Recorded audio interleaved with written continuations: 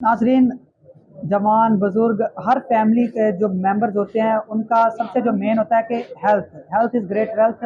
तो अब जो है हमारे साथ एक बुजुर्ग शख्सियत मौजूद है, हम इनसे जानते हैं कि चुगताई लैब का यहाँ पे आना कितना खुश आइंद इक़दाम है। अस्सलाम वालेकुम जी। वालेकुम वरहमतुल्लाहि वबरकातुहू। अल्हम्दुलिल्लाह बड़ी खुशी है देख के चुकाई लैक नू। और अल्हम्दुलिल्लाह अल्लाह ताला नू खैर बरकत नाल अता फरमाए। अल्लाह ताला मज़ीद तरक्की अता फरमाए। अल्लाह ताला मेहरबानी अता फरमाए। बड़ी खुशी हुई है देख के।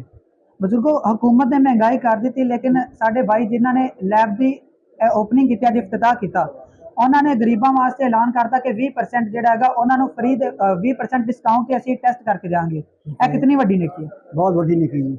अल्हम्दुलिल्लाह ये बड़ी बड़ी गनीमत है कि अल्लाह ताला ने एक मौका बनाया साढ़े वास्ते। बड़ी खुशी हुई है सानू, बहुत खुशी हुई है। और देखो जी, वड्डी गल है कि हुण मेरे भाई फेरू दे शहर ते गिरदो नवाह दे जितने भी जल्ले की, सारन की, कामों की, जंबर जितने भी दोस्त हैं उन्होंने सारिਆਂ ਨੂੰ पत्तों की लाहौर या कसूर जाने की जरूरत नहीं। तुसी अपने शहर दे विचों ही अपने घर की दहलीज तो ही आके टेस्ट करवाओ और डिस्काउंट रेट से टेस्ट करवाओ।